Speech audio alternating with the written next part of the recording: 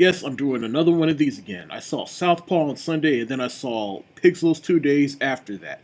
So instead of doing separate reviews, I thought I'll do another double feature review. So with that out the way, let's get started with Pixels. The aliens took that as an act of war. So they created real-life video games to attack Earth. And they send the video games that probably half of my subscribers probably haven't even heard of. Like there's Mario, there's Donkey Kong, there's Galaga, there's Centipede, there's Tetris. Anything else, probably you don't know what it is. Chances are your parents know all of them. Better yet, ask your dad, he knows what it is. But as far as that premise goes, that sounds pretty awesome and entertaining. What could go wrong? Oh yeah, Adam Sandler is a part of it. And that right there might turn some people off. But anyways, Adam Sandler plays this arcade game champion who is the best at what he does, and so he is recruited as well as some other nerds who are also good at what they do as far as video games go. The best way I can describe this premise is that it is Ghostbusters, but with video games. Now look, I'm gonna be honest, this wasn't the worst Adam Sandler movie I've ever seen. Now generally speaking, like pretty much Adam Sandler's whole filmography within the past decade and a half has been either hit or miss. So it's either going to be childish, toilet humor, man-child comedy with references to the 80s and a reason for Adam Sandler to go on vacation, or it's going to be Adam Sandler actually giving his all and actually trying. Luckily, this movie is somewhere in the middle. Now, am I saying this movie's perfect? Hell no! But at the same time, it's not the worst thing I've ever seen, and there's some enjoyment to have in it. Like, when all the video game stuff is going down, it is going down, and it was fun to watch. However, all the stuff in between was that Adam Sandler comedy that you're getting sick and tired of. But it had some moments in there that I found myself chuckling at. But in the end, it's all cheese and nonsense. The other big gripe about this movie is that it doesn't know what audience it wants to cater to.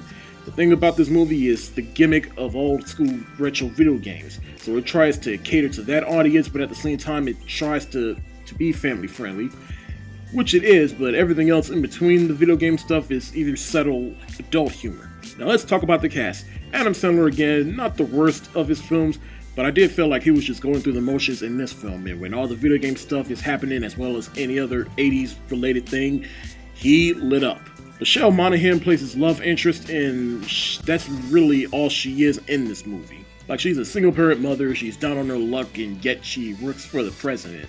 And she's mad because she doesn't have a man or whatever. But Adam Sandler, he's always casting women that are way out of his league and set it up so that he can have her in the end. Kevin James is in this film. Now, it's bad enough that we have to buy Adam Sandler and Michelle Monaghan, and now we're supposed to believe that Paul Blart Mall Cop is the president in this movie. But I can honestly say that he wasn't the problem with this movie. In fact, he was quite likable in the film. Josh Gad, aka the voice of Olaf, he is in this film, and all he really does in this film is just scream. But really, all he is in the movie is he's one of the youngest of the crew, and he's this genius guy that has a crush on Lady Lisa.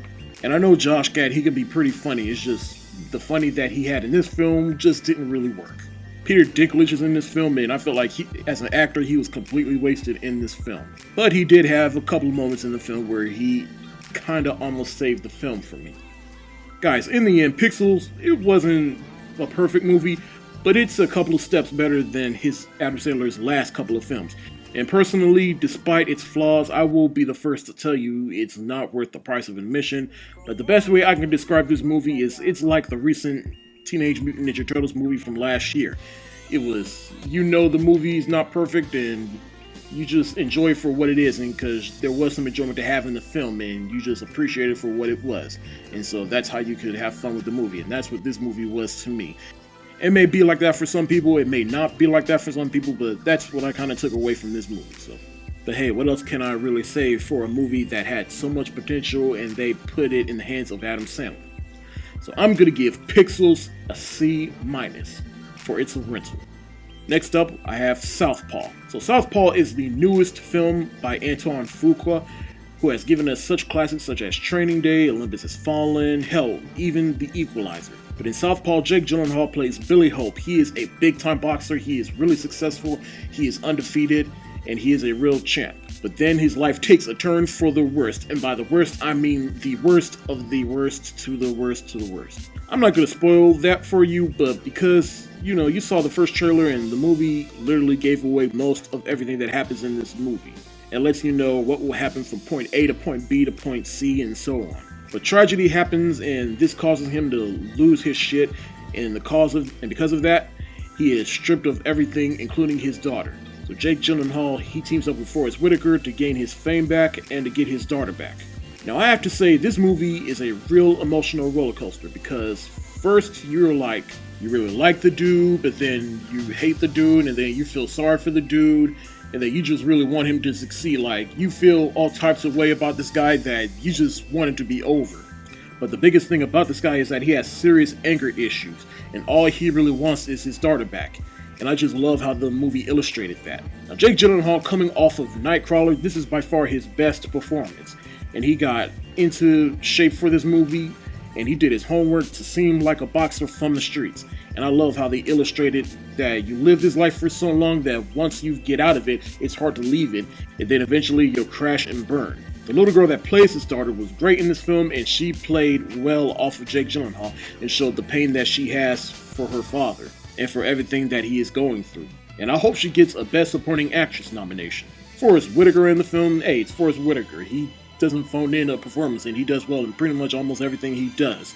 So he was going to bring in a good performance in this film, and he did work well off of Jake Gyllenhaal. To me, this is by far 50 Cent's best film. I guess he really played the straight man in this film. The character that he played in the film, he's like the Don King of this movie. Really, I guess the gripes about this movie is that it's really cliche and it follows all the plot points that a boxing movie would hit. Pretty much, it's like if you replace Jake Gyllenhaal with Sylvester Stallone and tone down all the cursing, it would pretty much be Rocky 7. And again, this movie is an emotional roller coaster ride. And the ride getting up to where everything gets better for him could have been just a little bit earlier in the film. And you have to be in the right mood to watch someone get everything literally taken from him. And just everything going straight to hell for the guy. I did like Antoine Fuqua's direction in the film. He gave it a dark, nitty gritty feel to it. Though I will be the first to tell you it's not one of his absolute best films that he did, but I will say he did a good job directing this film. In the end, Southpaw was a great film that hit all the right notes for a boxing movie, and it was really emotional. It hit all the right chords. Jake Gyllenhaal is the best I have ever seen him in a film, and all the supporting cast played their parts very well, and I thought it was a well-illustrated story about a guy that goes through the worst in his life, and he has to overcome and rise to the occasion to come back on top. I'm gonna give Southpaw a B, for I would buy it on DVD or Blu-ray.